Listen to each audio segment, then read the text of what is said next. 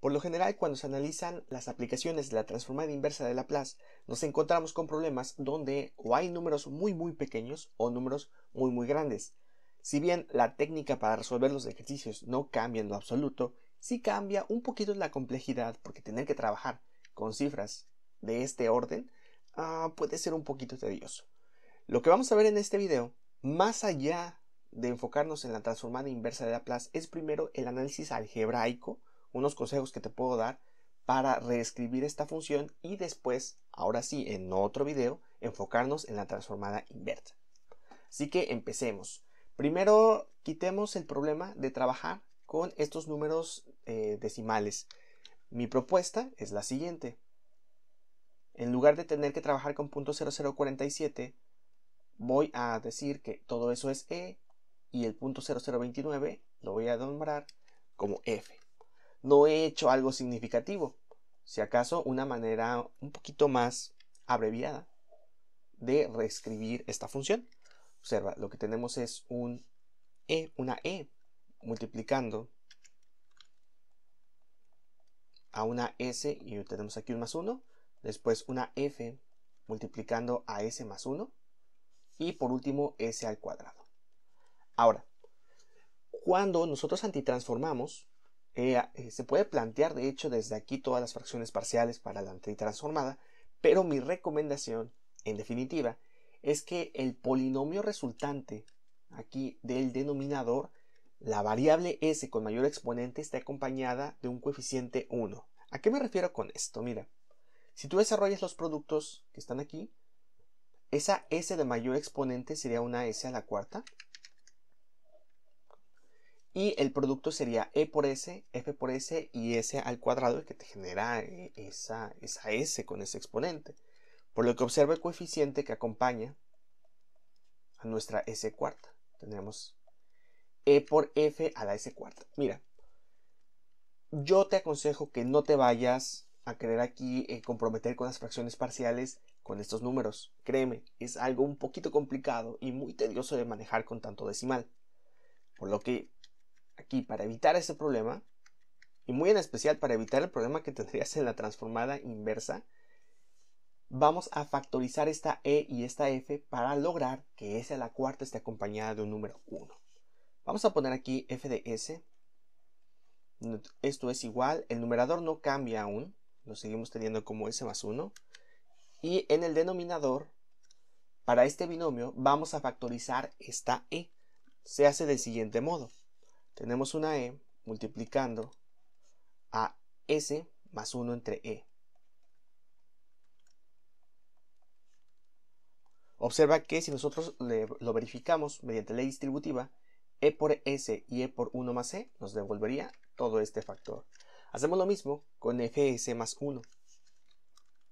Tenemos una f multiplicando a s más 1 entre f. S al cuadrado no tiene ningún cambio. Ahora, lo que sigue es reescribir un poquito esta expresión. Tenemos que esto es igual a s más 1, todo esto lo vamos a dividir entre, observa, una e multiplicando a una f, multiplicando a s más 1 entre e, aún tenemos s más 1 entre f, y todavía está presente s al cuadrado. Lo que sigue es factorizar e y f en el numerador. ¿Cómo lo hacemos?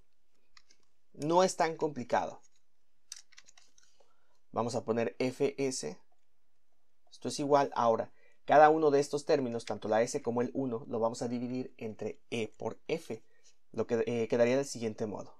E multiplicando a f, multiplicando ahora a s entre e por f, más 1 entre e por f.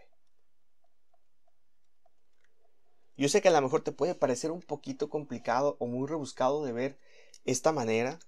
A lo mejor podrás pensar, me puedo ir directamente por fracciones parciales y trabajar con los decimales, ¿no? Sí se puede. Inténtalo. Solo que te vas a dar cuenta de que tanto decimal nos puede provocar una pequeña confusión. Así que primero hay que manipular de manera algebraica. Esa es mi recomendación. Realizando esta última factorización de aquí del numerador, nosotros podemos aquí simplificar un poco y tenemos ahora que f de s se reescribe como s entre e por f más un 1 entre e por f, y todo lo vamos a dividir entre nuestro denominador principal. Que observa, para este caso ya hemos logrado quitar este coeficiente. De hecho, para eso es aplicar toda el álgebra de hace unos momentos, para lograr que la s a la cuarta que quedaría del desarrollo aquí de nuestro denominador sea o esté acompañada de un coeficiente 1. Ahora, con esto podemos empezar a plantear las fracciones parciales para antitransformar a la función. Observa que ahora tenemos casos donde hay factores o raíces repetidas en el denominador. Como tal, la separación de fracciones parciales quedaría del siguiente modo. Una a que se va a dividir, vamos a poner aquí, entre s más 1 entre e, más una b que se va a dividir ahora entre s más un 1 entre f, que es lo que llevamos acá, más esa s cuadrada que queda. Nos provoca por ahí el caso conocido en fracciones parciales como factores repetidos. ¿Cómo quedaría la descomposición? Del siguiente modo.